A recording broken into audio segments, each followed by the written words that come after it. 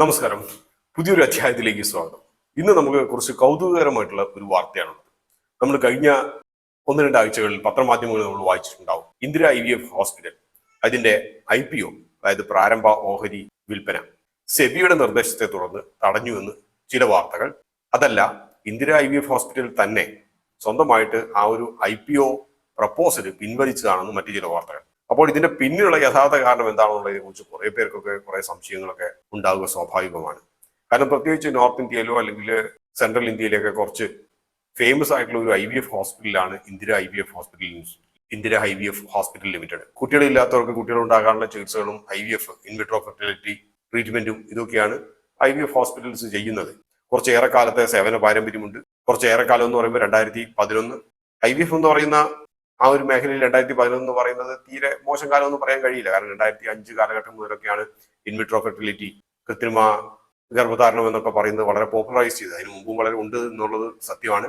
അതേപോലെ തന്നെ test tube baby ഒക്കെ ഇവിടെ ഉണ്ടായിരുന്നു എന്നുള്ളതും സത്യമാണ്. പക്ഷേ എങ്കിൽ പോലും ഇതിന് പ്രചുരപ്രചാരം നേടിയിട്ട് ആ ഒരു കാലഘട്ടങ്ങളിൽ തന്നെ ഈ ഒരു ഇന്ദിര IVF ഹോസ്പിറ്റൽ അവരുടെ ബിസിനസ് തുടങ്ങി.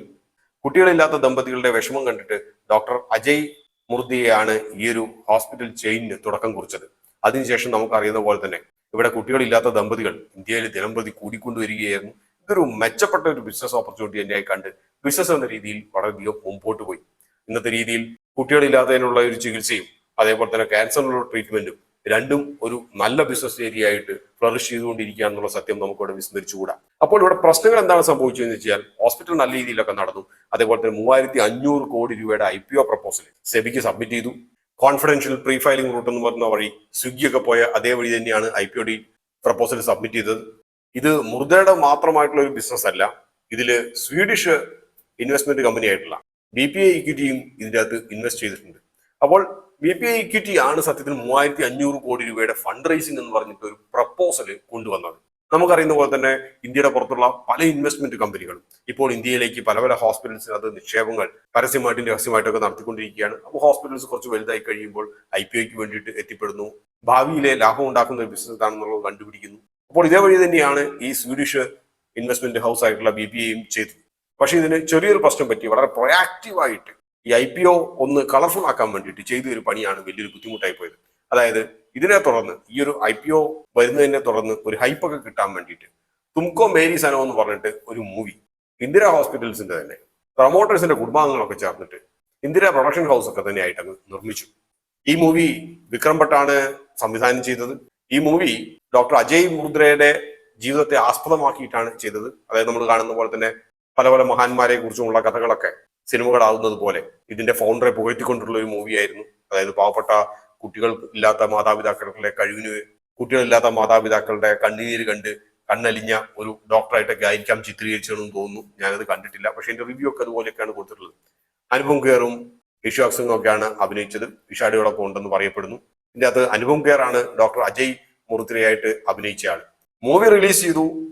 പക്ഷേ നമുക്കറിയുന്ന പോലെ തന്നെ മത്സരത്തിന്റെ കാലമാണ്. പരാതികളും പരിഭവങ്ങളും പറയാൻ വേണ്ടി ഒത്തിരിയധികം ആളുകളുള്ളതാണ്. IPO ഫയലിംഗ് ഉള്ള ഒരു കമ്പനിയുടെ പ്രൊമോട്ടറും അവരുടെ ബിസിനസിനെയും കുറിച്ച് പൊക്കി പറഞ്ഞിട്ടുള്ള ഒരു പരസ്യം പോലത്തെ ഒരു മൂവി ഇറങ്ങിക്കഴിഞ്ഞാൽ എന്ത് സംഭവിക്കുമെന്ന് അറിയാം. സെബിക്ക് നേരെ പരാതികൾ എത്തി. സെബി ഇതിനെ തുടർന്ന് വിശദീകരണങ്ങൾ ആവശ്യപ്പെട്ട് ഇന്ദിര ഹോസ്പിറ്റൽസിന് കത്തയച്ചു. കാര്യങ്ങൾ പന്തിയല്ലെന്ന് കണ്ട് താൽക്കാലികമായിട്ട് IPO പ്രപ്പോസല് പിൻവലിച്ചു. ഇതാണ് ഇന്ദിര IVF ഹോസ്പിറ്റലിന്റെ IPO പർവം.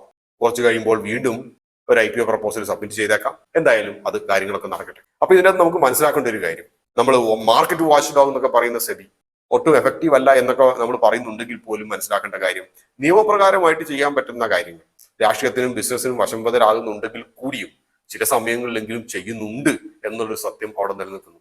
അഥവാ 90% സമയങ്ങളിലും ചെയ്യുന്നുണ്ട്. അതേസമയം പല തട്ടിപ്പുകളും പലതരത്തിലുള്ള ഹൈപ്പുകളും ഇന്ന് നടക്കുന്നത് നിയമപ്രകാരം തന്നെയാണ്.